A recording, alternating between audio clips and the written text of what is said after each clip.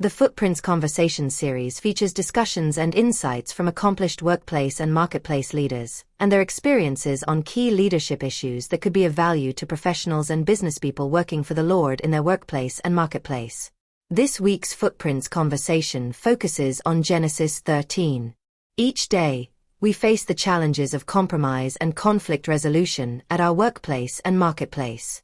We are honored again today to have a billionaire, a successful businessman and CEO of Abraham Limited of his time, to share his experience and biblical leadership principles behind compromise in conflict resolution. He is joined by his nephew, Grandpa Abraham, and Mr. Lot. We welcome you to the Footprints Conversations. We are happy to be here, and greetings to your audience.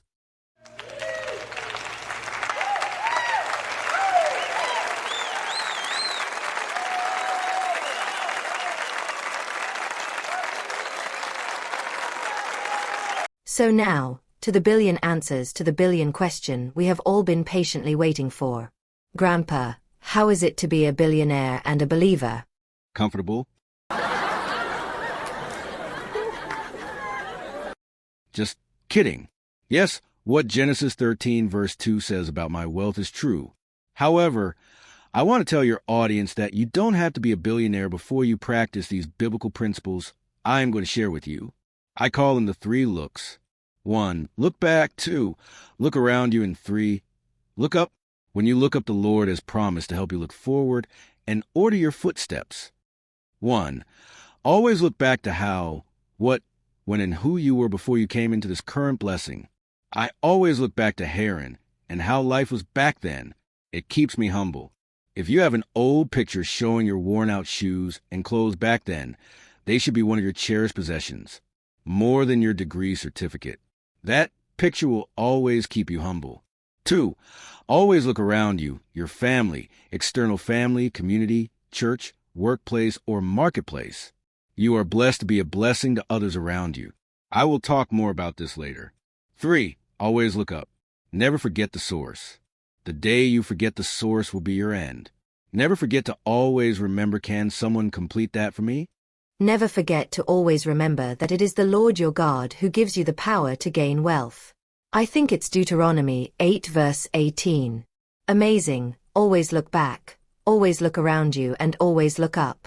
The CEO and billionaire speaking. Please let's give it up to him. So how did these 3 looks influence your decision to compromise? Always look around. Your blessings should bring blessings to others, but not hardships and frustrations.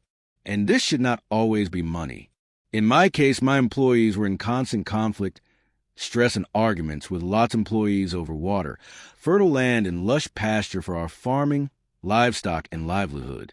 Why should I enjoy the wealth while my workers have to go back to their home and family with the anger and emotional bruises from the conflicts? So, this is like what the Can-Do Leaders Network narrative poetry on Genesis 13, titled The Conscience of Compromise, talks about. The audience should check it out. It says, hush, shattered bonds, cold hearts, green eyes, poisoning tongues, bloody feet. Exactly. While Lot and I were enjoying the wealth, our employees were at each other's throat. Family and friendship bond were broken, and they were literally killing each other with harsh and poisoning words. What would be the impacts on their own family? Will they go back home with loving hearts and smiles to their wives and children after these conflicts at work? No. If you look around you, you'll not only think about yourself and your interests, as my nephew talked about in part 1 on worldly views concerning compromise and conflict. You will also think about the homes and families being torn apart because of the conflicts you are involved in. Your blessings should bring blessings to others around you. This is impact. Very insightful, Grandpa.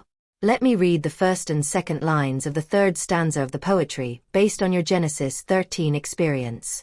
It says, our parting paths converge, our bumping heads in peace they will bond. To you I yield my right, choose first, for the eyes of my conscience see beyond. Yes, you should look beyond what is going on. The conflicts you are involved in are having impacts beyond you and your opponent to areas like your home, family, colleagues at your workplace, or marketplace. Ask yourself, are the impacts bringing glory to the Lord? Very thought-provoking.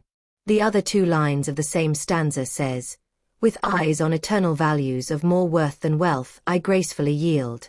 For he that turns the deserts into fruitful fields is mine, and in him I yield.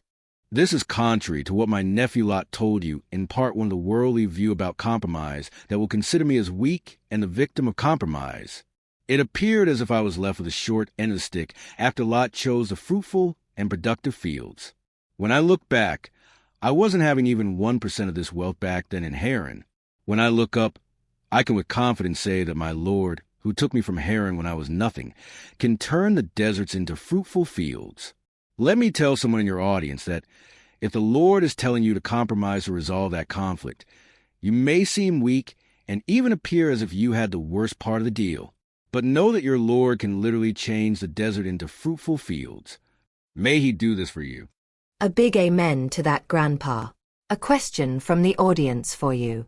It reads, in Genesis 14, Lot and his family were kidnapped by King Chedorlaomer just after you parted ways. But you mobilized your own forces and rescued them. You also interceded for them for Sodom and Gomorrah experience. Why did you do that after your nephew Lot disrespected you and chose the better part of the deal? Why didn't you say, yes, it serves him right? Let him learn his lessons. Very simple. I looked back, I looked around, and I looked up. Interesting, insightful, and inspiring. We should always look back, look around us, and look up when making compromises to resolve conflicts. Please let's give it up to Grandpa and CEO Abraham, and not forgetting his nephew Mr. Lot.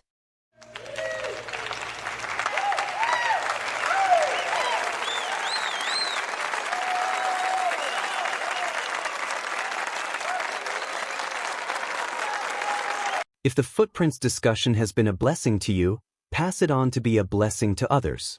Are you a Christian drama group, literary club, or someone with creative arts talents? Are you interested in using your creative arts talents to convey biblical leadership principles for Christian professionals and business people in the workplace and marketplace? Then bring your talents on board for Kingdom Impacts.